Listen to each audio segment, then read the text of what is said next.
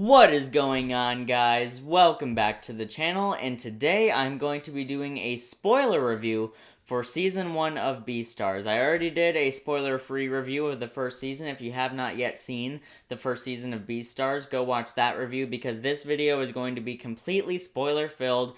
All episodes 1 to 12 of Season 1 of this anime. Watch that review or go watch the first season and then come back to this video. And I also want to warn you that this is most likely going to be a fairly long video because I am going to be going through each episode chronologically covering the spoiler-worthy events. But I do want to point out that this is not an analysis of the show. I would love to do a video like that because there really is a lot to break down. But this is not an analysis. This is simply discussing the events in chronological order and just celebrating it because you guys know how much I love this show, and I just wanted to make a video where I get to discuss a lot of things and a lot of moments that I just couldn't discuss in a spoiler-free review. So, no intro needed, because this video is only for people who have seen the first season in its entirety. So no intro needed, we're just gonna get right into it. And I have no problem opening up about this. I have a lot of notes. I think this is 4 or 5 pages of notes right here to keep me on track, because do you expect me to just remember each and every event in every single one of these episodes, moment for moment, beat for beat, just off the top of my head?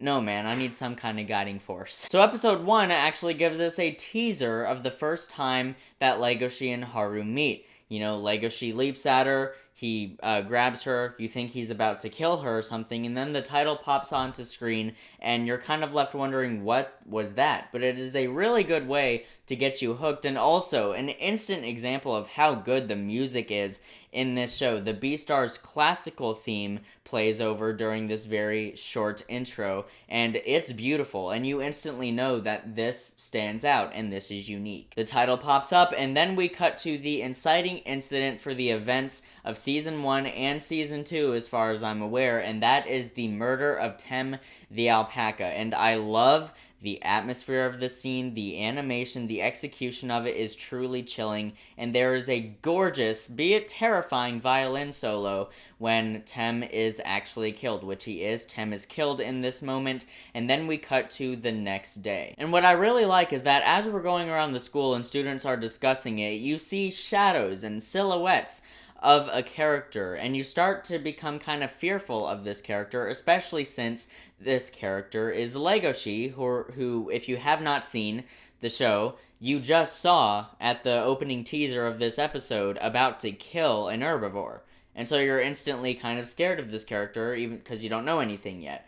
And throughout the preceding scenes, it kind of sets him up to be a threat, and you kind of get kind of scared of him, which I really, really like, because that's the exact conflict that is going on in Legoshi's head through most of the show. You're like, is this guy a killer or is he not? And that's exactly what Legoshi is asking himself. It's genius. But then you realize, no, this is actually a very sweet guy. He gives a love letter to Else, who Tem, the alpaca who was murdered, apparently had feelings for, and he didn't get to express those feelings to Else before he passed on. So Legoshi gives Else the love letter, and it's just such a wholesome scene, and you're instantly like, I like this guy. This guy's a really sweet guy, and I want to get to know him. Then we're introduced to another major character in the show, Louis.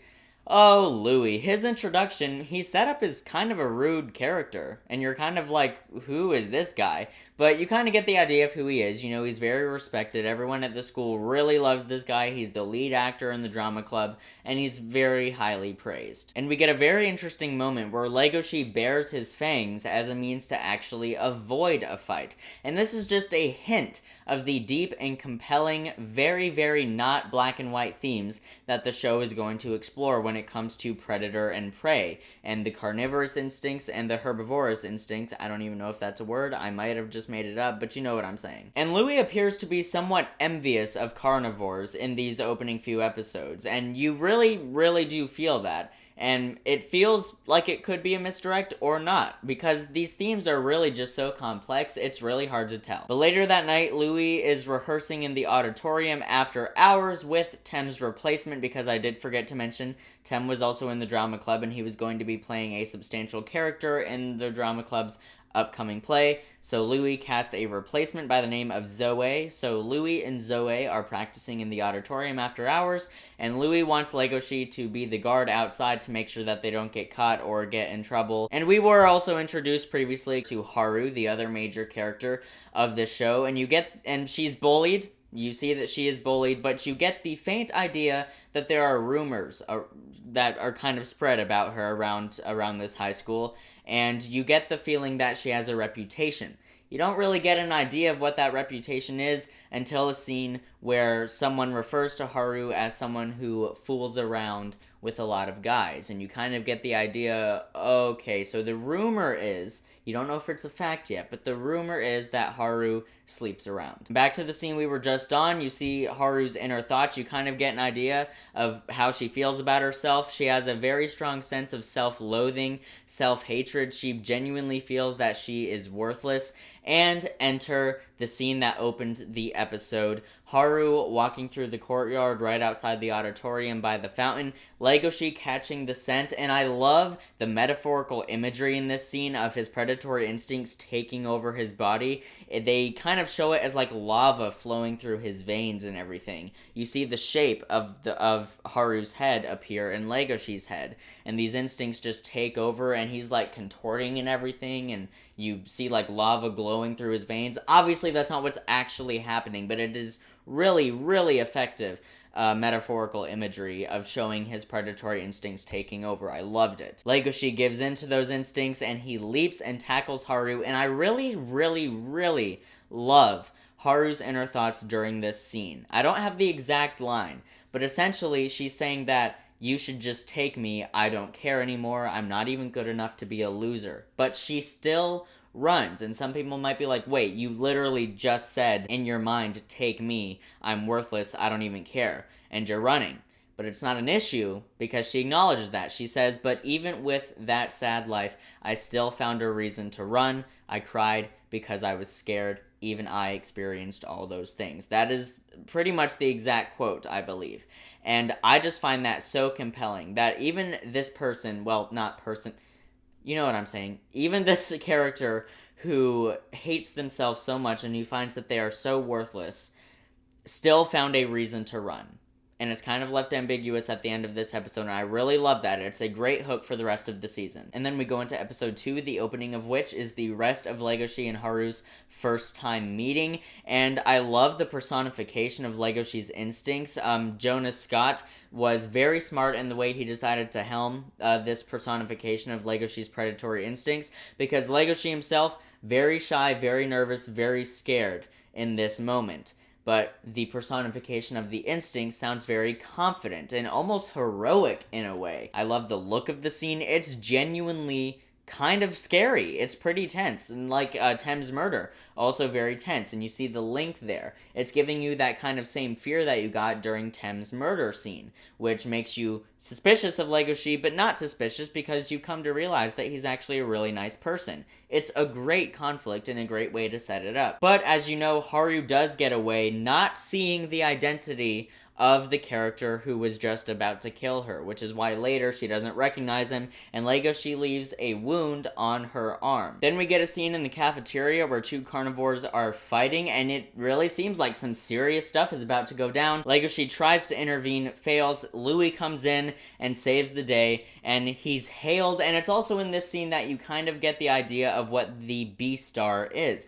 The show is called Beastars, and the Beastar in this world is essentially someone who is very highly respected, who looks beyond the discrimination and differences shared by every single person in this world, in, leadership and hope to progress, essentially. And despite Louis' rudeness, you can't really deny that up until this point, he is kind of the perfect pick to be the Beastar. Now, earlier when he was rehearsing with Zoe in the auditorium after hours, he did injure his leg, and that comes back into play now. It's very badly injured. You see it, and it looks pretty rough, but he pushes past it, and he walks out onto stage, and I love the shot of him walking onto stage. He's limping, then he stops, readjusts himself, and then he walks out as if nothing is wrong, showing that he is hiding a lot of pain underneath the surface, literally. But it's also a very nice side piece with, you know, the baggage that we'll figure out about Louis later on. And you're kind of confused. You're like, is Louis prejudiced or not? You just don't quite know. You don't quite catch the guy's drift. And by prejudice, I of course mean against carnivores. Like, that is the main conflict of the show, the conflict between carnivores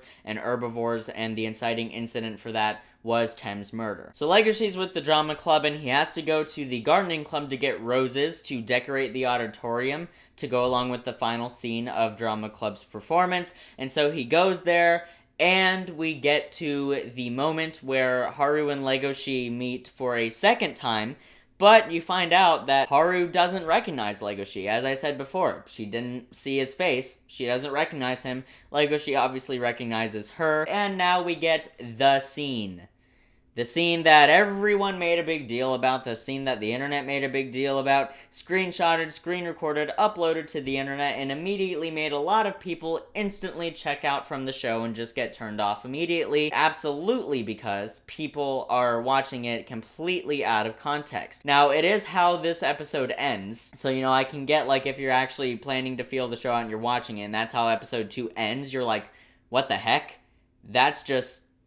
what? And it is a very shocking scene, and it's supposed to be very shocking. I don't want to get, you know, into too much graphic detail, but essentially, Haru tries to seduce Legoshi, and you realize that the rumors that you were hearing that she sleeps around just may be true. And the episode ends. Now, say what you want about the scene, but it's a great way to end the episode. And I love the awkwardness of it, because Legoshi is such an innocent character, and this is happening, and it's the first time anything like this has ever happened to him. And he's just sweating, and he's frozen. He's like, what is this some sort of greeting? What is happening right now? And I love it. And his, like, high-pitched breathing towards the end, and then it just cuts. It's honestly pretty wholesome, and I know the context of the scene isn't such, but... Legoshi's reaction, he's just the sweetest boy. Start of episode 3, we get a short scene that hints more and more at Haru's reputation, and then we get the rest of the scene that ended episode 2. It is very, very awkward, very anxiety-ridden. During this entire scene, I was shaking so hard. I was like, what is happening right now?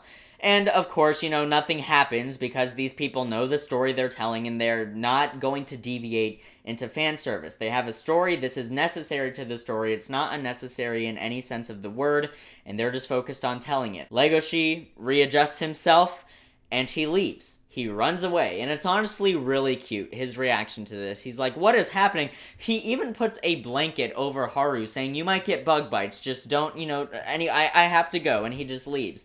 He's the most polite, sweetest character ever. Legoshi is shocked and confused, and despite the rumors, he decides internally that there is more to Haru than just that. There is more to Haru than just the rumors, and he sees through it. And he says, so she's known around school as someone who sleeps around. I don't want to say the term because I find it derogatory and I just don't want to say it. She's known around school as that, but I think she's a good person. I see through it, and I feel like there's an internal struggle that she's going through under the surface that a lot of these people don't care to see. And we also get a very interesting scene explaining how you get accepted into the drama club in this world. See, it's not like our world, you know, where you just go to school and you can just choose to be in theater. With this, it's very interesting. They scout you based on your life and based on your past.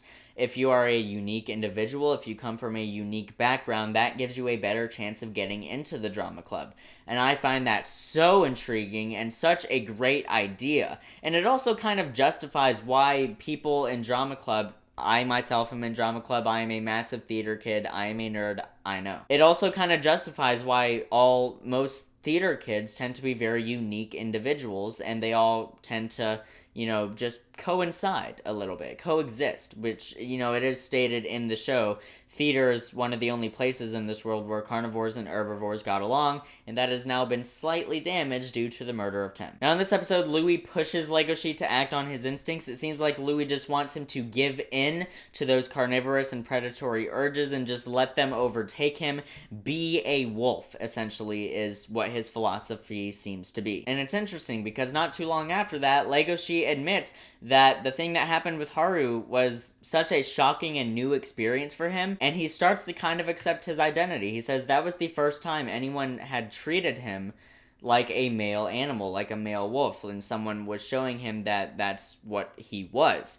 And, you know, it's kind of awkward, but if you just, like, see past it, it's kind of a beautiful revelation in a way. And he, for a split second, feels some kind of happiness. We get a short look at Louis' performance as Adler, which is the character that he is playing in Drama Club Show, which is also called Adler. And I must say, this is just a play that you're watching these characters put on. But even it is extremely emotionally powerful and investing. Like, I was watching that and I was like, holy crap, I want to go and see this play. I want to go to the school and see it. The music, Rui's Feelings is the track that is used over this scene. It's really emotionally powerful, and it's just a play that you're watching these characters put on. It's not even the actual events of the story. That's insane. Now, Louis faints on stage. The audience doesn't see it. Curtain closes. Because of Louis' injury, he's in a lot of pain. He faints, cut to black, and into episode 4. So Louis can't perform. He has broken his leg. He performed somehow that entire show with a broken leg, got through it, but he absolutely cannot perform the next night. So he decides to cast Bill to fill in the role of Adler, which means that Legoshi now must fill in the role that Bill originally had when Louis was playing Adler. And it just so happens that Bill and Legoshi, their characters, have a fight scene together in this show. I already loved the show up until this point, but this episode was the first time where I legitimately went, holy crap, Beastars. What is this? This is literally amazing. Perfect. On the night of the performance, Legoshi discovers that Bill is doping on rabbit blood to pep himself up before the performance so that he will give a better, more eccentric, more ferocious performance. Legoshi is, of course, very upset by this, especially with his recent fascination with Haru, and it leads to the first oh my god moment of the show, that being the performance. Bill is giving his performance, and it comes time for his fight scene with Legoshi on stage. Legoshi walks out, and he's wearing this epic costume. It like, pans up his body, and then you see his face, and he has these, like, bandages on it. Really cool. He's holding the sword, it's very theatrical, but then he completely says, screw the script, man. Legoshi throws down his sword, completely says screw you to the script, sprints out onto stage, and punches Bill right across the jaw, sending him flying, initiating an actual, real fight scene on stage. This, of course, captivates the audience. Legoshi's in a very dark place in this scene. He's having images of Haru and Louis flash through his mind. Then eventually it gets to a point where Bill throws Legoshi's arms out, squeezes around him, making him completely defenseless, and begins to scratch across Legoshi's back with his claws, leaving scars, permanent scars, that will be there forever. Now, of course, the audience can't see that Bill is doing this because they don't see behind. They're just seeing Bill's back as he's hugging Legoshi, and they don't know that his claws are digging straight into Legoshi's back. I love the look. I love the music in this scene. It feels very in the moment. It is insanely atmospheric. Now, earlier when Legoshi punched Bill, the vial of rabbit blood flew into the audience and landed by someone. You only saw their legs. You didn't see who it was. Now it's revealed that Louis was the person who was sitting in the audience who saw the vial of rabbit blood fly off of Bill, and Louis comes in to save the day. You think that Bill is actually is he actually about to kill Legoshi? He gets him on the ground and he's raising the sword, and you think he's legitimately about to do some real violent damage. But then Louis shows up, knocks the sword out of his hand, takes it for himself. Bill runs off of stage. Louis helps Legoshi up, and the music, the Beastars theme plays, not Wild Side by Ali. I mean the actual bum bum bum bum bum bum bum bum bum. You know, the actual Beastars theme. Some slow-mo is incorporated. Legoshi and Louis stand together staring at the audiences as they clap, and cut to episode 5. However, there is something very interesting about that ending to episode 4, because Louis helps Legoshi now. And before, Louis was pushing Legoshi and was annoyed with Legoshi about the fact that he doesn't act upon his predatory instincts, that he doesn't just let it out.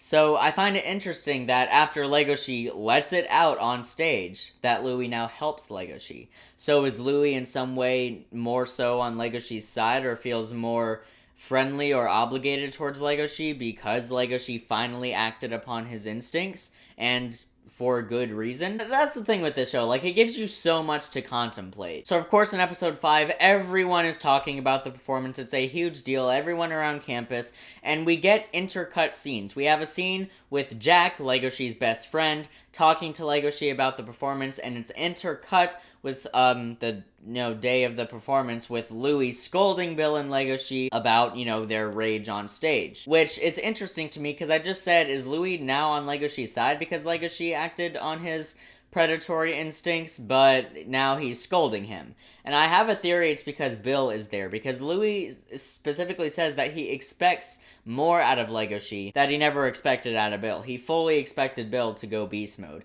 Did not expect Legoshi to do it, and then Legoshi did do it. But the scenes are intercut, as I said, Jack's conversation with Legoshi, and then Louis scolding Bill and Legoshi, and then the school paper shows up, and they're like, this was clearly a new ending. Was this planned all along? Louis says that it was, and he completely omits everything he says. He was going to kick Bill and Legoshi out, but then he's like, you know what, never mind, forget what I said. The show was a success, it was all intentional. And he tells the school paper interviewers one of the main themes of the show, and because I can't remember it word for word, I am just going to read it directly off of the notes that I took while I was going through back each of these episodes. Essentially what Louis says is that there is no right or wrong in this world. Suppressing yourself is damaging, and as long as you live with conviction, you will prosper. That's not the exact quote, but it is the essential theme that he is saying, which is one of the most prominent themes in the show, and one of the most challenging and questionable ones. Wait, there's no right or wrong? Nothing is right, nothing is wrong, but if you live with conviction and a sense of right or wrong, you will prosper. I love that.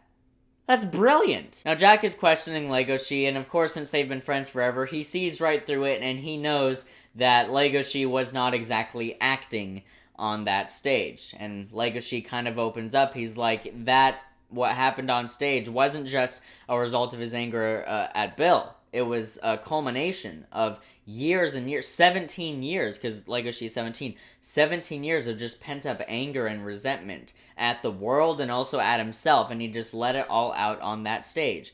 Honestly, really beautiful stuff. But of course, the big reveal in this episode is that Louis and Haru are a thing. What?! Now, of course, looking back, this actually does make sense. The star actor, everyone loves him, and then the girl who's has a bunch of rumors being spread about her, who is rumored to sleep around and everything. Of course, these two students would probably be a thing at some point. But this isn't just like a fleeting, passing thing. Like, they are actually a thing, and you feel that they actually do genuinely love each other, like Louis and Haru in this moment. Also, if I go back and forth between saying Haru and Haru throughout this review, I apologize. I think even one time I said Haru. I don't know. Look, I'm gonna mispronounce things, deal with it. It's not like I can fix that in editing. So directly after learning that Louis and Haru are a thing, we get a 1 month time jump. Legoshi, and you hear his thoughts, it's been 1 month since the incident. He's clearly referring to the fight on stage. And we get our introduction to the Meteor Festival, which in this world is a celebration of the ancestors of all animals, which are dinosaurs, which I actually really like. Because I love the theory of dinosaur evolution and how they may have evolved. Kind of like Alan Grant's theories in Jurassic Park. I really like that, and I like that it was incorporated into this world. But there is one special thing about the Meteorite Festival, and that is this giant display meteor that they have, where it is said that if two lovers place a candle together by that meteor, their love will prosper, and it will last for all eternity. You know, it's a beautiful thing to imagine, and we're kind of introduced to that here. And I love that they're like, look, no one really cares about ancestors and honoring their ancestors. What they really care about is, it's basically like prom. Like, who's gonna ask you to the prom? Except in this world, it's like, who are you gonna place your candle on the meteor with? It's kind of like that, which I love, because that's exactly what high schoolers would do. They don't give a crap about their ancestors. They're more into, like, ooh, who's in love and who's not. Very high school stuff, but it's executed very well. Legoshi intervenes Haru getting bullied by her 3 main bullies in the show, and it is the first time that he has seen her since the scene. You know the scene I'm talking about, where Haru almost... Yeah. Haru says that she doesn't accept pity from a person who she has slept with, but of course, she forgot that her and Legoshi never actually did anything. Legoshi reminds her of this, and then they go and they have dinner together, and you hear both of their inner thoughts, and it is... I'm sorry, it is so cute. Legoshi's inner thoughts, like, constantly throughout the conversation, because he doesn't know her name yet. Constantly throughout the conversation, he just wants to ask her name. And I love how riled up he gets inside. He's like, why can't I ask her name? Why can't a wolf ask a rabbit her name? Why can't a guy ask a girl her name? What is a name? What is the point of a name anyway? Like, he gets so caught up in it, which is like, I just related to that so much. The anxiety of simply just asking someone who you think you might have feelings for their name. So well done. I loved it. I ate that up. It was amazing. But you also get Haru's inner thoughts during this scene about how she instinctually wants to run very far away. But personally, emotionally, she feels attached to Legoshi in some way. She recognizes that he's not like all these other guys that she's seen. So she's intrigued by that. And she actually wants to be friends with him. She doesn't want him to just be a fleeting, passing other person. And on the way back to the dorms, the cutest freaking thing happens. Legoshi squats down to tie her shoe because, you know, she's obviously a lot shorter than him. It is a huge size difference because, you know, rabbit, herbivore, wolf, carnivore, huge size difference. He squats down to help her tie her shoe. He looks into her eyes and he realizes that he might actually have feelings for this girl because he can see through it. He can see a pain behind her eyes that draws him in. There's more to her than just the girl who sleeps around. And it's so cute when he realizes that his tail starts wagging because he can't help it. It's just instinct. It's just impulse. It is so cute. And this is another thing. This is obviously not the best example of this point, but the thing that annoys me when people say, did this really have to be anthro animals though? Like, did this really have to be that? Yes, it did. Because this story could not be told if the characters weren't animals. It just couldn't. All these themes of predatory instincts and carnivorous instincts and things like that, and the major size differences that are actually a problem. Like it's actually reasonable to think that 2 people shouldn't be in a relationship. You couldn't do that if it was humans. But these are animals, where certain characters are superior physically to others, and are actual threats.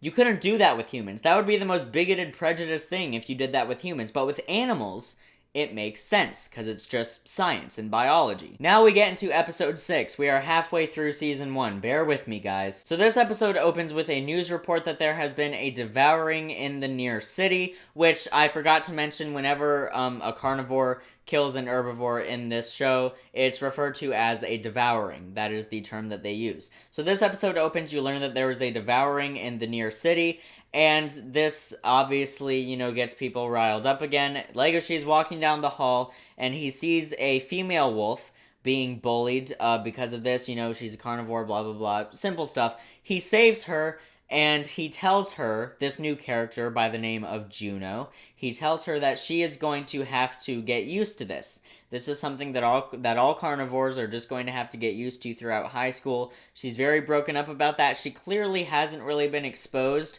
to the intense prejudice and hate present in this world. But Legoshi is just so sweet about it. You know, he doesn't have any deeper intentions other than just comforting this girl and just telling her that, look, I'm just gonna be real with you. This is something that you're gonna have to get used to. But as long as you get used to it, you'll be fine. Which, you know, is kind of a depressing philosophy when you really think about it, but It's what he tells her. He's just trying to make her feel better. The fact that he even stopped them from hurting her in the first place is really admirable. So later on, since the Drama Club is the primary help in crafting the Meteor Festival, and the Drama Club does a performance at the Meteor Festival, so they're very involved, Legoshi and a few of his Drama Club friends get to go out into the city. They finally get to leave campus, go out into the city, and Bill and Legoshi are actually kind of getting along. Huh. But not for long. And something that Legoshi notices when they're actually out in real society is that everyone seems to be getting along fine. Even though a devouring just happened that day, everyone seems to be getting along fine. The carnivores, they're not doing anything bad, and the herbivores aren't, bullying them or being fearful of them. And the reason behind this is insane, and we'll get to that in a second. Later that day, it's around nighttime. Legoshi and his friends are trying to find their way back to campus, and they come across a homeless man sitting in an alleyway offering carnivores to eat his fingers for certain amounts of money. He holds up his hands, and you see some of his fingers are already gone, but the remaining ones have price tags hanging off of them, and as long as the carnivore pays the right amount, the carnivore gets to eat the finger right off. You think that's messed up? Then the truck pulls away that is blocking this alleyway, and enter the black market. This is one of my favorite aspects of the world building in this show. It might actually be my favorite. You see, the black market is a place that everyone knows about, but no one openly discusses, and no one likes to talk about or admit that they know about. Essentially, the reason that everyone in society was getting along, the reason that the carnivores were able to contain themselves and maintain self-control, is because of the black market, where they can go to devour herbivores, who obviously are already dead, but chopped up and hung from meat racks and displayed on shelves, and carnivores can go there and purchase it and satisfy their carnivorous instinct to eat meat. And that's the reason that everyone in the open world society is, or seems, content and is able to maintain self-control, because after dark, they're going to the black market. That is so messed up. That is so unbelievably messed up. And I love that aspect of the world building. That is so intriguing and so complex, and there are so many layers to that. And I adore it. Legoshi and Bill almost have another conflict. They're clearly not ever going to be true friends, because Bill convinces everyone except for Legoshi to eat one of this guy's fingers. Legoshi sprints through the black market, he gets out of there, and eventually he finds himself in another alley where he can't stop salivating, and, because he's surrounded by meat. He's a wolf, he can't help it. His instincts are telling him, you're surrounded by meat, you can't resist the smell. He's salivating and he faints, and we meet Goheen, possibly the coolest, most kick-butt character in the show. He's not my favorite character, but he is awesome. He kind of reminds me of Daryl Dixon from The Walking Dead. Just this awesome, epic character that everyone loves. A fan favorite. Now, essentially who Goheen is a therapist, actually, kind of. Like, he's really buff and he's strong and everything, but he's literally just a therapist, panda person. And it's actually really cool. He chains Legoshi up, and you're actually kind of scared of this guy. But then he explains who he is, and he's there to help carnivores recover from their predatory instincts, and it's very common for a carnivore to faint after having devoured an herbivore, and since Legoshi fainted, Goheen is suspicious that Legoshi recently devoured an herbivore, and Legoshi says, I didn't, but I almost did. He explains the situation with Haru, and, Goheen takes him back to his apartment, nurses him back to health, or at least some kind of sense of self-contentment, and then, since Legoshi explained the whole situation with Haru and that he doesn't think it's his carnivorous instincts, he thinks that he actually has feelings for her, Goheen proceeds to provide Legoshi with some material to see if he actually, if this is just something that, he's, if it's actually carnivorous instincts, or if he has genuine feelings and he's actually attracted to Haru. Goheen gives him something to see, just to make sure. I think that's all I need to say. Oh my god. At the end of the episode, one of the friends who was going to eat that guy's finger, Alba, meets up with Legoshi, and the animation in this scene is absolutely gorgeous. I love the bokeh effect they're doing with the city and the lighting as it's just focusing on this conversation between these two characters. Alba opens up and he says that he just couldn't bring himself to eat that guy's finger. He just couldn't do it. He thought about all of his herbivore friends, and he just couldn't bring himself to do it. Legoshi breaks down crying in this moment, and it is a beautiful, beautiful scene. And, you know, he obviously wants to forget everything that happens that day, because it was just so insane. And now we enter episode 7, which the opening 5 minutes of, before the OP, is very interesting. It's not really relevant to the story at all, but it is another hint of world building, and so I'll just discuss it very briefly. Legoshi really likes egg salad sandwiches, and it turns out that the eggs in those egg salad sandwiches are actually the eggs of a chicken who sits next to him in his class, who is very devoted to this, very devoted to laying the best eggs possible, and then she sells them to the school so that they can make egg salad sandwiches. Say what you want about that morally, and yeah, I will admit, it's kind of like, isn't that morally a little odd? That you're giving your eggs to be made into egg salad sandwiches when those could have easily been your children. Like, morally it's odd, but it's all played for comedy, and it's a very, very fun opening sequence, but it's not really relevant, so on to the other stuff in this episode. We are immediately thrown back into the emotional heaviness of the show, with Haru walking through a forest with ponds and lakes, and I love the animation in this scene. It is all hand-drawn, and it is really, really beautiful. You're hearing her thoughts. It's very heavy, very emotional, and you actually start to get kind of like, oh my god, like, what is happening right now? She goes through, and she's kind of talking about how she's lost in this forest, and there's no warmth. It's all cold. Everywhere she looks, there's just this cold interior hidden behind a warm exterior. That is obviously false.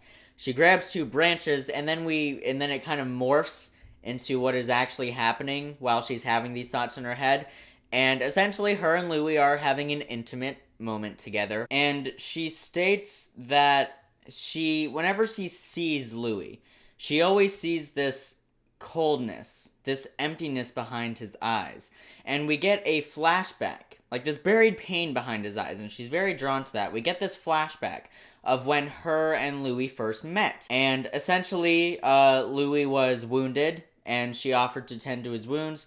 So they went into the cabin in gardening club, and she was tending to his wounds, and Louie kind of realized in that moment that maybe he kind of felt something for Haru, and he almost kissed her, and then didn't. And when he pulled himself back, he felt so ashamed. And you hear Haru's thoughts. She basically sees that Louie has been expected, or at least it seems like he's been expected to be perfect his whole life. He's never been allowed to truly express himself or his feelings or any kind of love for anyone. And so Haru accepts, and she says, no, you can open up to me. You're allowed to feel these things. You're allowed to love people.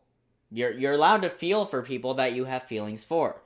So they share their first kiss, and then it flashes back to the present, and the theme of Louie being expected to be perfect is brought right back into it. He has a wife arranged for him, so that clearly is going to be a problem once he graduates. You know, him and Haru aren't exactly going to be able to be a thing. You get the sense that he comes from a very wealthy family, and characters in the show up to this point have like kind of hinted at it. You know, I've been like, must be nice being rich. You know, nothing ever harms you. That's something that the character of Kai said back in episode 2 or 3, I think. And then we get another very awkward scene where Legoshi shows up at the cabin in present day right after Haru and Louie's intimate moment. Now, he doesn't see Haru in there, but he sees Louie. He figures out that they know each other. He doesn't know that there's anything more going on between them.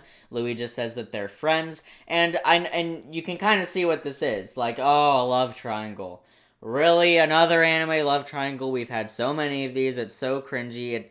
Look, it's done very, very well. Trust me, I hate love triangles too. I think it's just a very lazy way to build dramatic tension. But the only reason I feel that way is because all of them that I had seen, mostly up until Beastars, were executed so poorly, and it was so cringy, and it just felt so unnecessary.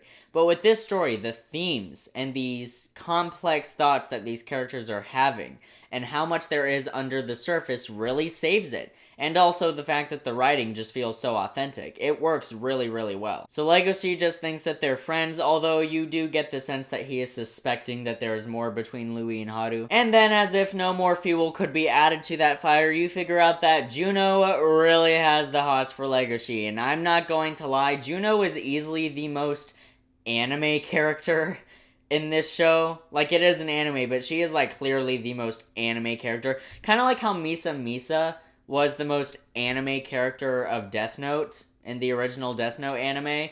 That reminded you, like, yeah, this is definitely an anime. That's Juno for me. Now, as a fan of anime, it doesn't bother me. But I would recommend Beastars to people who don't usually like anime.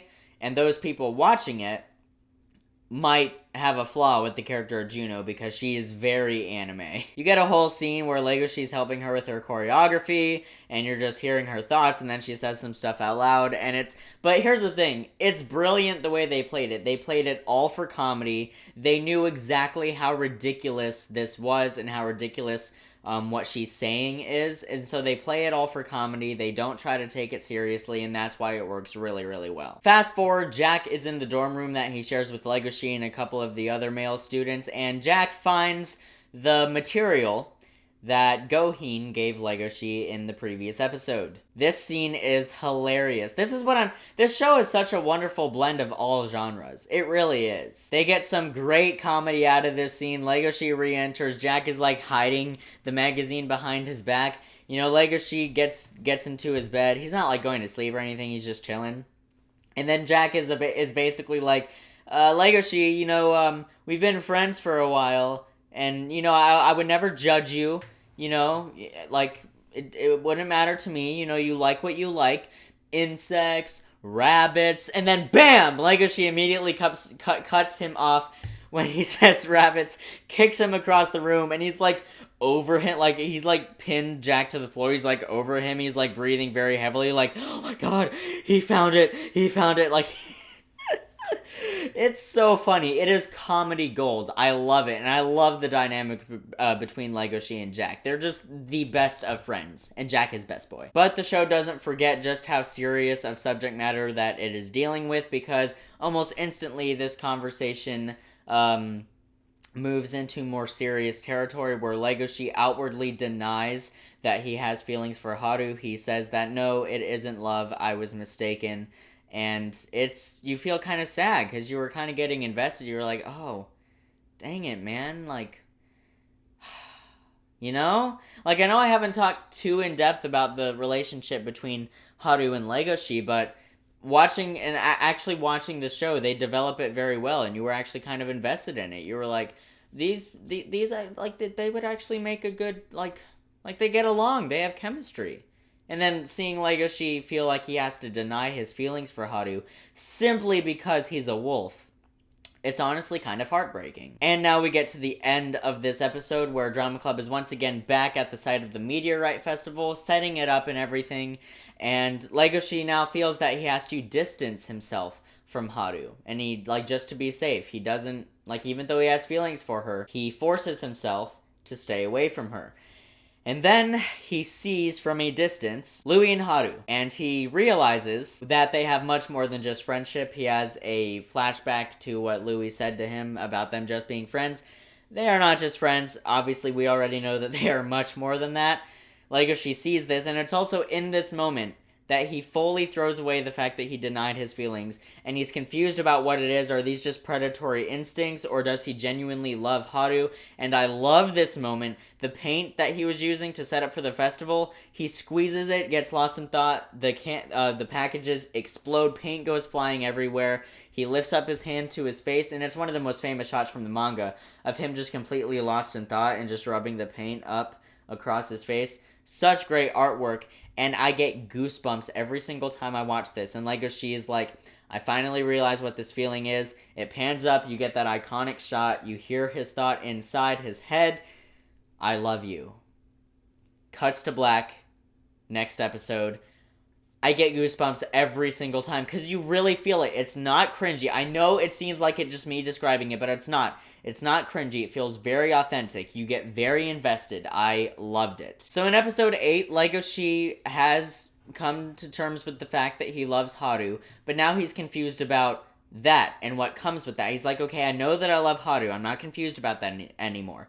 But what comes with that just puts more conflict onto him. Haru is still very much feeling a sense of self-loathing, self-worthlessness, self-hatred, you get it. Legoshi asks Haru to walk back to school with him, his excuse being that it's very dangerous, but you know there's more than that. You know it's just because he wants to spend time with her. It's honestly pretty cute. They go to take the subway, and as they're waiting in the subway station, a discussion breaks out between the two, which eventually leads into an argument. And Legoshi, this is like the first time they talk about the day that Haru tried to seduce Legoshi. It's like the first time that they've discussed it since it happened. And Haru is pretty much like, it's funny, now that we're friends, we can just laugh it off as if nothing ever happened. And Legoshi's like, I mean, that day was a pretty shocking one. And he gets kind of on his soapbox and he says to Haru, I just want you to value yourself, Haru. You know, you have so much more worth than you make yourself out to be. And I don't want you to have to feel like you have to give yourself away like that to feel some kind of worth. Now, we don't know it yet, but Legoshi actually hits the nail on the head there for later, in episode 10 or 11, I believe, when you really get Haru's full backstory and the full perspective and the context of it there. But in this moment, she locks up, an argument breaks out, Legoshi grabs her arm, and everyone in the subway misinterprets that, because he sees this wolf grabbing this small, hopeless, defenseless rabbit's arm, and they're all like kind of thinking, like, is he trying to attack her? Is he gonna devour her? Is he gonna kill her? You know, all this stuff. They make a run for it, and, you know, they eventually hide, but I love this moment, because Haru's in front, and she's leading the run as her and Legoshi are running from security, and then it cuts to slow-mo. Legoshi grabs her hand, takes the lead, and then he's in front leading them out of this situation. The music swells up, you hear his inner thoughts, and he says, in this moment, he is declaring himself as a wolf in front of his first real crush. It is so cute, so wholesome, and I teared up the first time I watched it. I was like, that is just beautiful. Like, he loves this person, and he's leading them out of this situation, and he's accepting and declaring his identity in this moment in front of this person. I love it. Later on, Haru opens up about the night when she got that injury on her arm, because she lied about it when Legoshi asked about it in episode 2. She said, I don't remember, which, you know, obviously wasn't the truth. She says that she got it when she was almost killed by a carnivore once, but that she didn't see who it was, she doesn't know their identity, and obviously the guilt that Legoshi is feeling right now, knowing that it was him, is insane, and he actually almost tells her, but, you know, that's when she interrupts and says everything that I just said. And he decides not to tell her because things are going very well between them, and he feels like opening up about that now would possibly ruin everything. Haru even expresses that she feels safe when she's around him. Earlier in the subway, she said that that Legoshi, as a carnivore, will never be able to understand what it's like to feel like you're always almost close to dying. But she says that she feels safe around him. So now we get a scene between Juno and Louis. Juno is cleaning the rehearsal room after hours, and at first it seems pretty innocent. You know, Juno's like, can you help me with my choreography? You know, Louis helps her and everything, but he senses that she's up to something, and she absolutely is. When he offers to help her physically and they dance together, you know, just so that he can teach her the choreography, she grips both of his hands and pins him to the ground and just, like, is on top of him very intimidatingly. Now, it may seem like the scene is going somewhere else, but it's not that at all. Well, it's not that at all. You actually figure out that Juno is pursuing the same recognition, and she wants the same status that Louis has at school and in society, and she also intends to be the next Beastar. Louis also intends to be the next Beastar, and this is essentially Juno's declaration of war against him, metaphorically, of course. And I won't lie, the first time I watched that scene, like, that was the first time Juno really, like, asserted, and the first time I watched it, I was like, okay, say what you want about Juno, that is epic. Like, that's awesome. Like, I have so much more respect for... She literally was just like... Because Louis, you know, they built him up and everything. And then she's just like, nope, pins him down, puts him in his place, declares war against this man. It's like, I intend to be the next Beastar. And she's serious. She's not laughing. There's no comedy here. Louis even attempts to, like, free himself from her grasp. But he's not able to. The music is great. The camera work and the lighting is great. It was a truly amazing scene. We cut back to setting up the Meteor Festival, and Juno almost expresses her feelings for Legoshi, but then a blackout occurs. Everyone's panicking because usually whenever a devouring happens, it's always in the dark of night, as one of the characters says in the show. Now, all of the nocturnal animals who can see in the darkness, you know, make sure everyone is safe, but everyone who can't has to huddle up in circles. Another very, very good piece of world building. But the part of the scene that is the most impactful for me is that when it happens, Legoshi almost instantly, instinctually, heads out to make sure that Haru is safe. He's searching around this entire courtyard, this entire area where they're setting things up, trying to find Haru. He's genuinely worried about her. She eventually finds him. Juno begins to suspect that they're a thing, which, you know, obviously is very like, a wolf and a rabbit? That can't be. What the heck? And then enter episode 9. Start of episode 9, we finally get some more backstory for Louis, and it is some dark stuff. He has the number 4 imprinted on the bottom of his foot permanently. You're like, what is that? We get the backstory, and the backstory essentially being when he was just a toddler, he was being held, imprisoned, to be sold as food on the black market. Messed up. But then someone came in, rescued him, a grown-up male deer who was essentially adopting Louis. He got him out of there and said, you're going to live as my biological son, and you will learn what it means to prosper in this world. And you kind of get the idea, okay, this is where, you know, being raised that way, that's where Louis kind of gets his sense of needing to be number 1 all the time. In the present, a carnivore almost kills Louis, but Legoshi saves him. Louis doesn't see any of it. Legoshi interrogates this carnivore, and essentially this carnivore is saying that a lot of carnivores are out to get Louis right now, because if Louis ends up being the next Beastar, and, you know, what everyone perceives as Louis' prejudice towards carnivores could permanently damage the image of carnivores, and so a lot of carnivores are trying to rid the world of that problem, or at least their world. Now, Legoshi obviously stops this person, and he also realizes in this moment, he tells himself that he doesn't want to get in the way of what Louis and Haru have, because it's very obviously fairly genuine, and he almost now feels obligated to Louis, to protect Louis, because if Louis makes Haru happy, then Legoshi's going to protect Louis, because Legoshi wants Haru to be happy. So if that's what it takes, that's what he's gonna do, which is also really powerful. It's like, I love this person so much that I can't love them. Back to another day of people setting up the Meteor Festival, and Legoshi almost confesses to Haru here, but she purposefully doesn't listen, and, you know, he's kind of annoyed by that, but eventually the two both agree to discuss it there, sunset the following day. And then, the inciting incident that makes the next 2 episodes of this show some of the best anime episodes ever occurs, and that is Haru is having some alone time outside of the park where they're setting up the Meteor Festival, and she is kidnapped.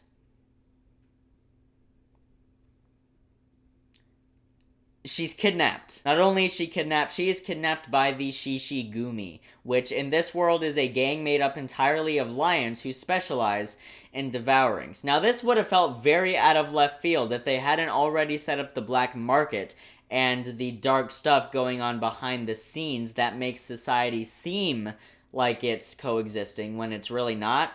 If that stuff hadn't been introduced before, the Shishigumi would feel very out of left field, but it doesn't, because that stuff was introduced and it kind of set you up for this. Nevertheless, it is very shocking. And this is where the show gets really dark and very disturbing, because you see everything that Haru is going through. She's taken back to the Shishigumi lair, put in front of the Shishigumi boss, and they're alone.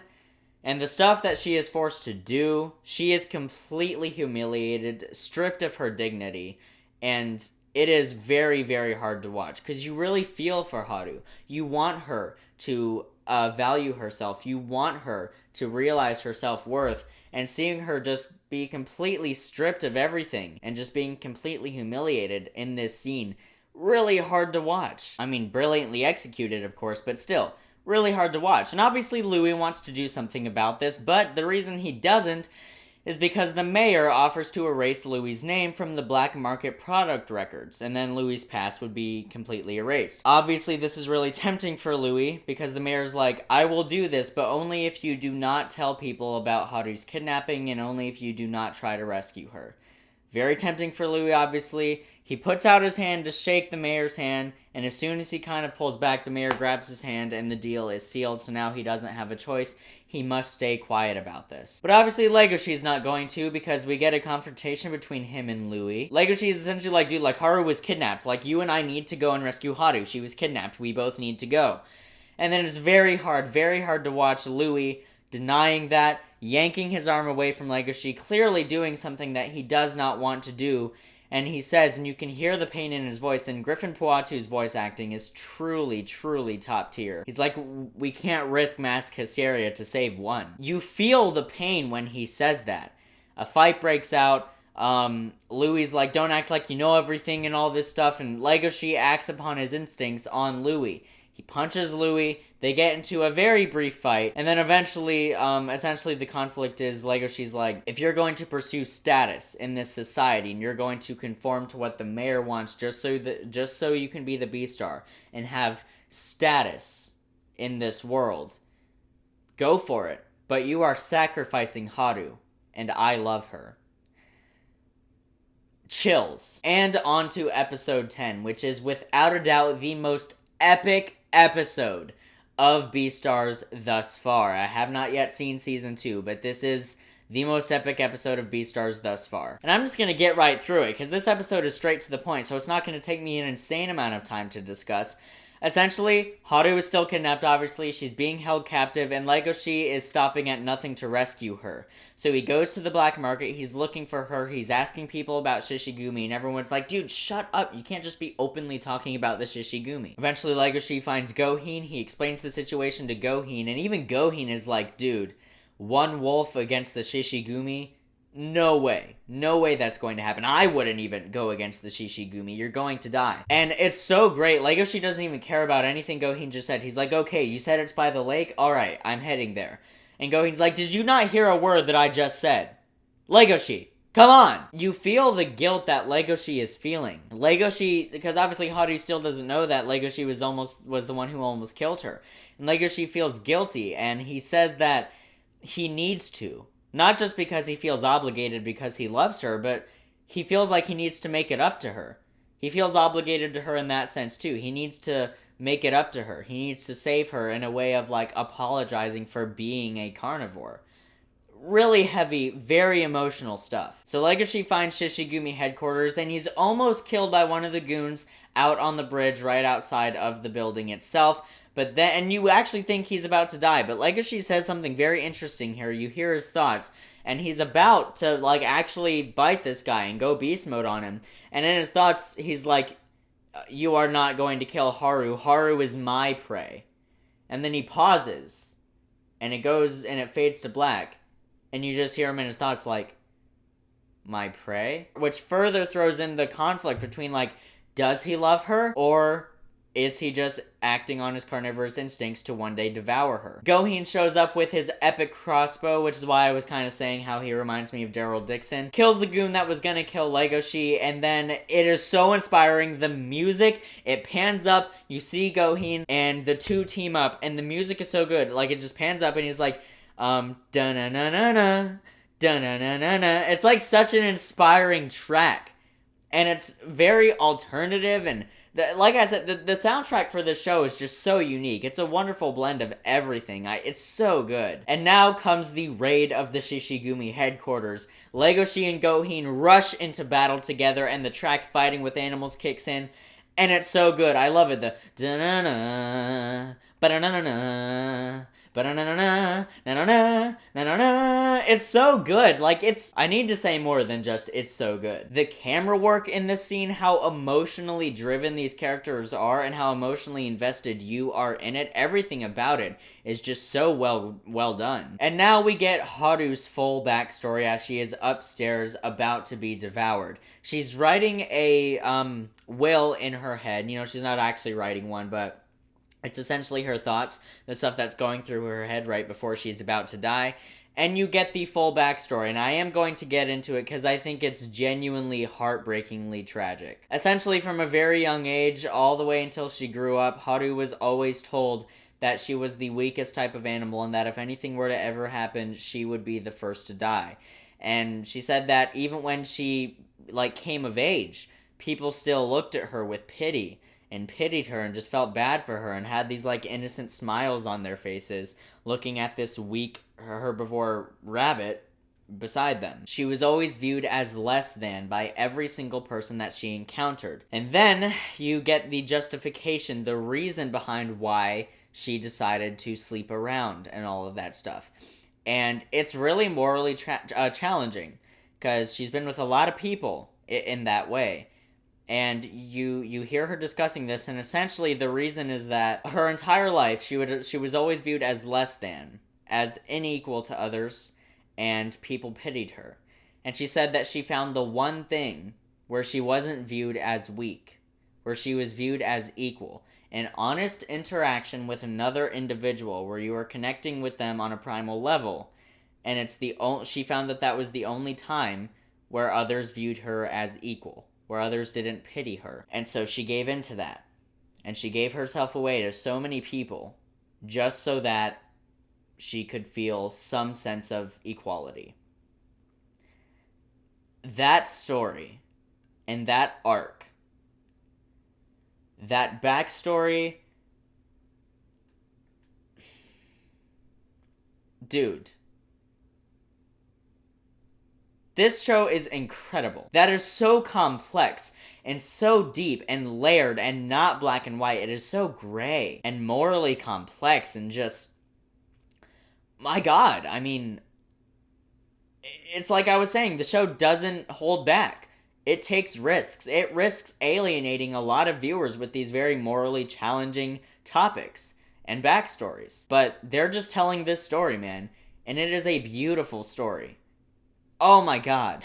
And it's actually really sad because that's not all she discusses. She discusses Louis and other people she's met in her life, and it gets really sad. And I legitimately thought that she was going to die because the dark stuff that had been happening these past few episodes, I wouldn't have been surprised if she was killed, and I was thinking she might be.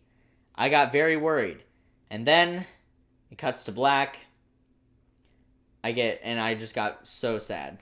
It's so tragic. But then, it cuts back, and you see Legoshi has broken into the room. He punches the guy off of Haru who is about to kill her. The music swells up. He sees Haru in this moment. She has been stripped of her dignity, and he is there to save her, and she is going to get out of this, and there is hope, and Legoshi is there, and he loves Haru, and he is there to save his true love. This is like classic storytelling.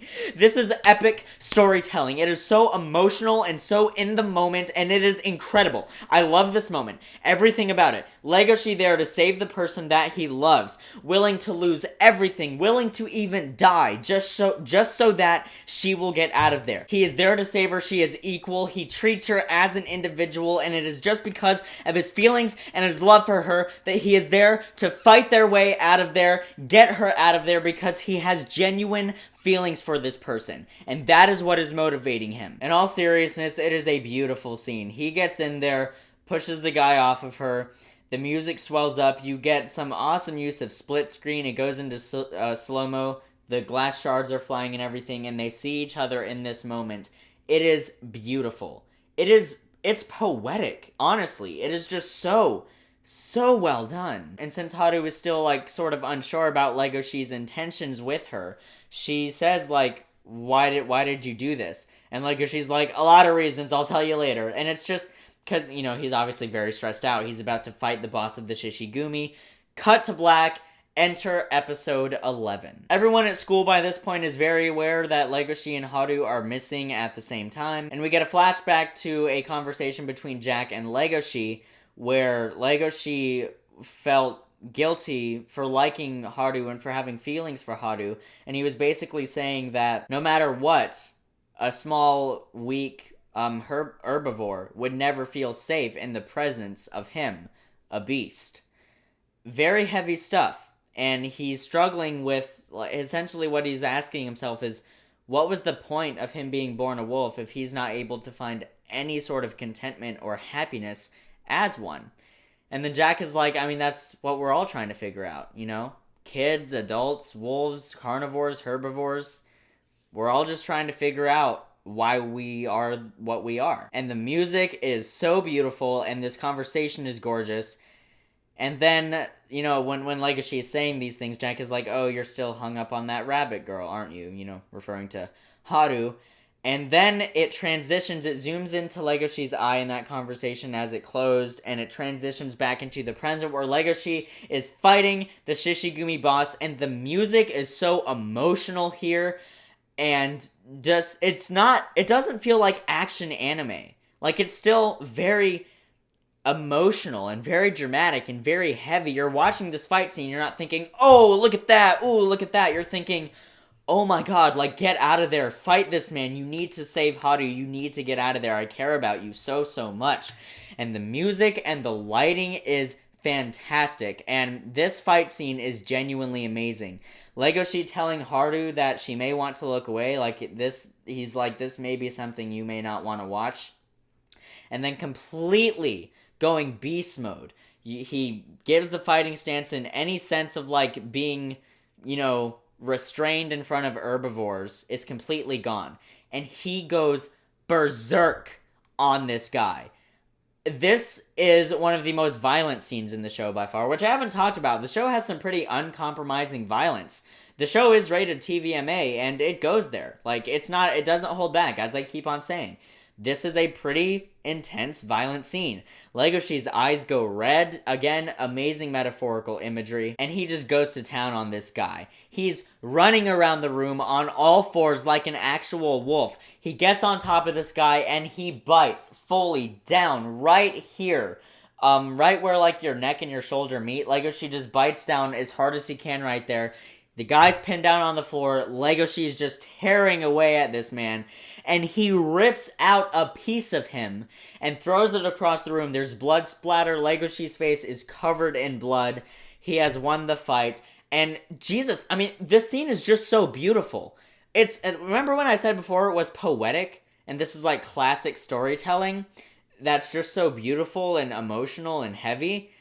Legoshi, you start to hear his thoughts, and you get this great shot of after he's torn up the guy, his jaws are covered in blood, and, like, his jaws are taking up the frame, and you see Haru through it in the background, and it's like his jaws are dripping with blood, like, taking over Haru, like, surrounding her, and in his thoughts, you hear him say, "Do I look like the devil to you?" That line, every single time I watch it, goosebumps. Absolute chills throughout my body. So beautiful. And Legoshi gets up, his face is covered in blood, he's torn up, and he holds out his hand to Haru, and she like grabs his hand and he's like, "You're shaking." And he's just like, will you come away with me? And it's just, it feels so classic and just so, I keep on saying this word, but poetic and beautiful. It is just amazing.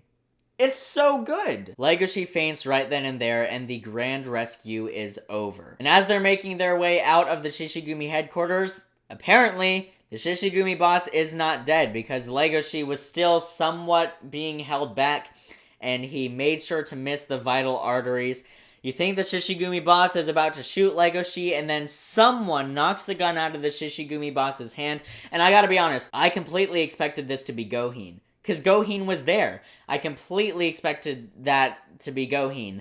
But then a gun is stuck right into the Shishigumi boss' mouth, and it pans out, and you see that it is Louis!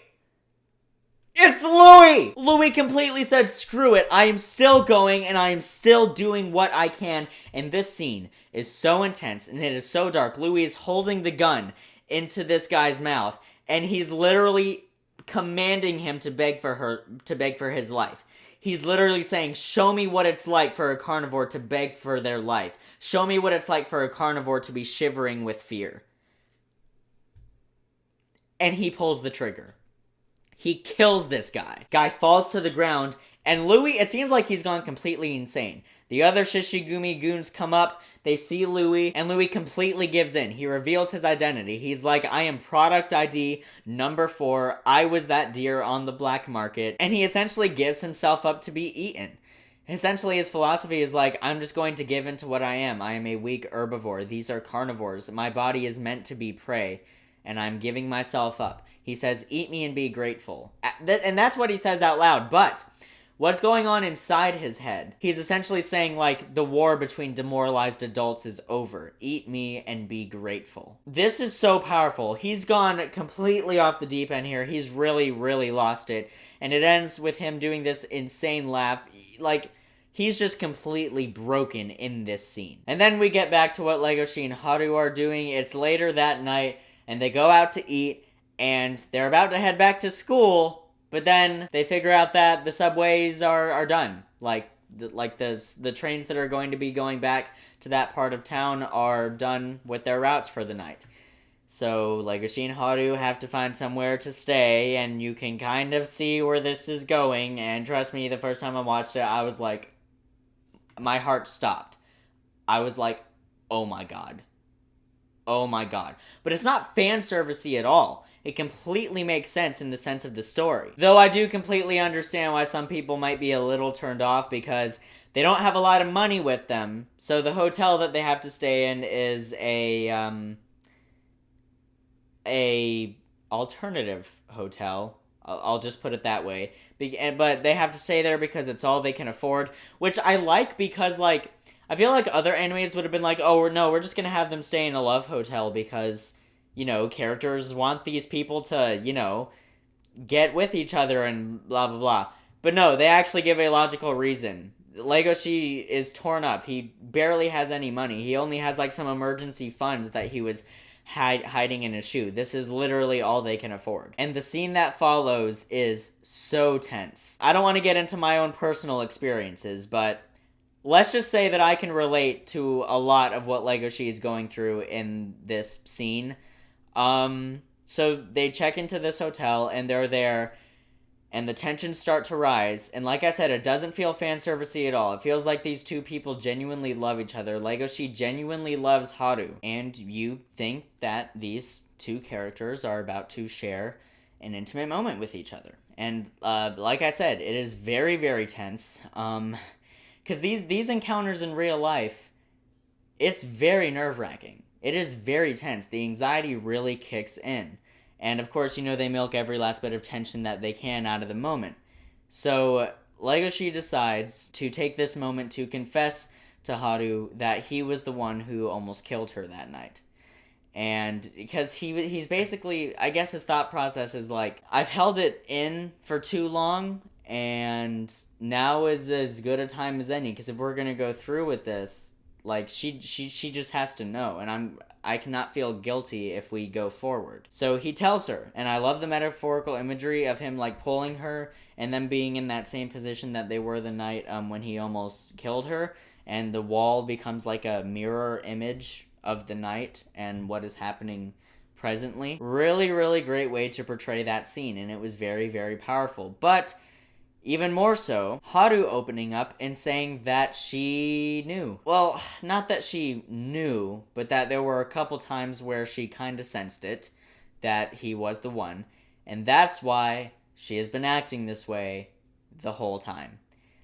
Such a great reveal, and it really does make sense when you actually go back and, you know, look back on all their interactions together, and you're like, why was she being so stubborn? Why was she just so not willing to open up about everything? And you realize in this moment it was because she kind of sensed that he was the one who almost killed her that night, and she didn't know if he was actually being sensitive to her or if he was just planning to kill her at some point.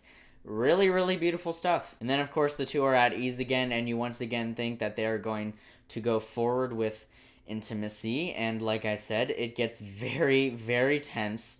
Your heart is just pounding the whole time because you care for these characters so much, and you are so invested that you feel like you are Legoshi or Haru in this moment. And you really feel the anxiety that they are feeling. Haru even says, despite her past, this is the only time where she's actually felt this nervous.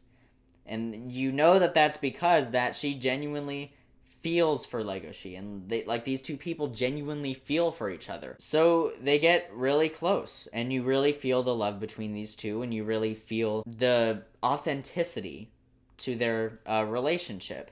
And then the instincts kick right back in. Similar to how Legoshi's carnivorous instincts take over, and he just can't help but, almost kill Haru. Haru's herbivore instincts take over, and essentially what it is, it's not her instincts trying to force her to run away, it's actually trying to force her to be eaten. Like, essentially, because she's sort of overpowered, like Legoshi is like over her in this moment. Her instincts are telling her there's no way for you to escape, so just let yourself be killed, essentially. Really dark and really messed up, but it's where the episode ends, and it was very, very unexpected. This show has a lot of very shocking moments. It's not predictable in the least, but it makes sense. It's not shock value just for the sake of shock value. It's very well done. And so we enter the final episode of season 1 of Beastars. I've been filming now for like 3.5 to 4 hours. This is insane. So we pick up right where we left off with Legoshi and Haru, and Legoshi is like, maybe we shouldn't go through with this, the instincts and everything, and then Haru is like, no, we can get past it if we really put our minds to it and everything.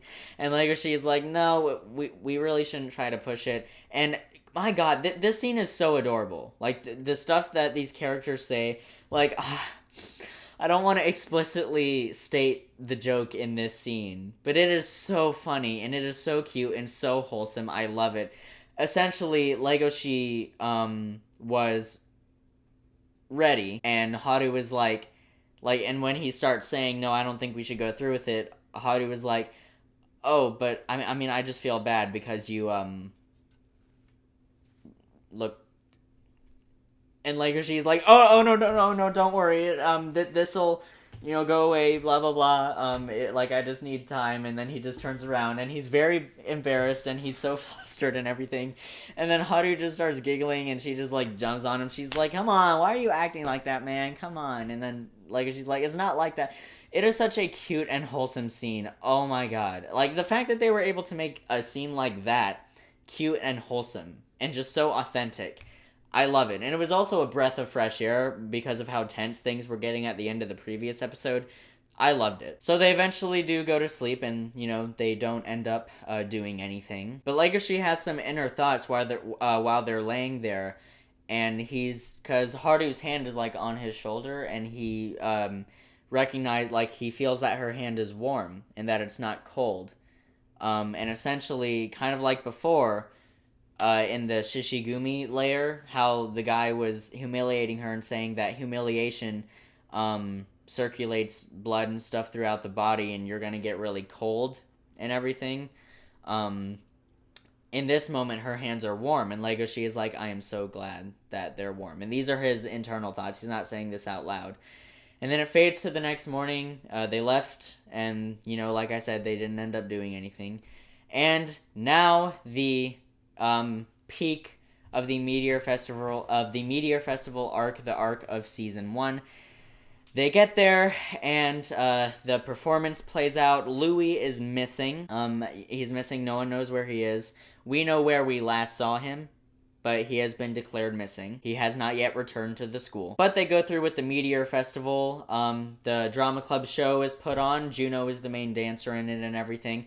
And when it's over, Legoshi is about to finally confess his feelings for Haru, but Juno shines the spotlight on him, calls him onto stage, and gives this big speech about how carnivores are not to be feared, how Legoshi went and saved a student from the Shishigumi and brought her back to campus safely and all of that stuff. And she's like, carnivores are strong and we're here to protect you. And Legoshi is like, no, you're wrong. He doesn't say this out loud. Once again, it's his internal thoughts. He's like, I've seen the horrors of these instincts. I know what they can do. You are wrong about this. So they share this moment, and then Juno is really pushing it. Like, seriously, this girl cannot get a hint. Legoshi is just not interested. She almost has him be the one to put the candle on the meteor with her. Which, you know, as I said before, like, if, like, the two people that do that, their love will prosper and everything. They don't go through with it. Legoshi catches up with Haru, and we get the final big emotional punch of this season.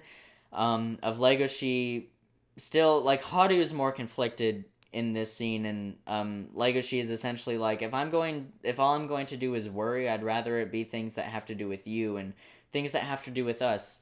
And you can tell he just wants to say, I love you, or my feelings for you are love. Like, I'm positive about this right now. Like, an actual confession. And he's right on the edge, but then Haru keeps on interrupting him because she's not ready. Like, she's just not ready to hear this and all the problems that could come with it. But, you know, emotions are just more powerful in this sense.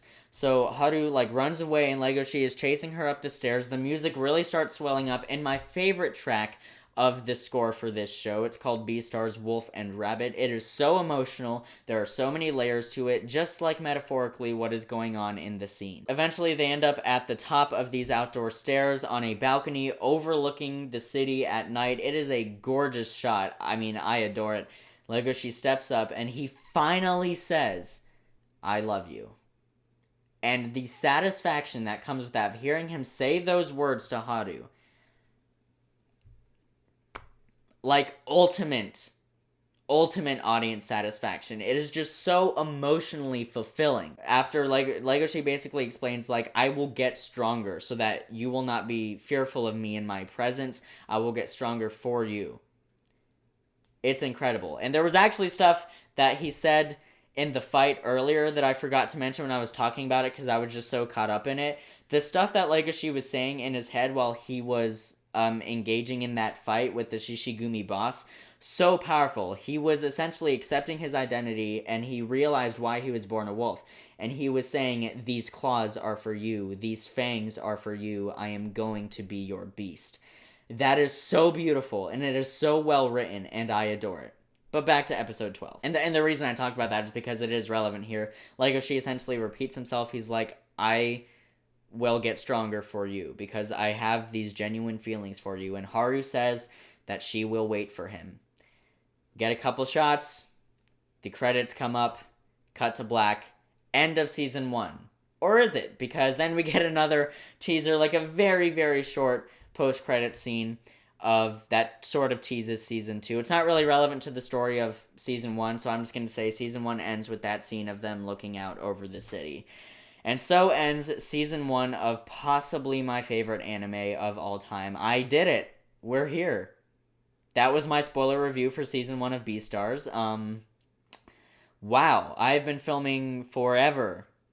This is insane. It's 4:44 right now. I started filming at like 1:30, I believe.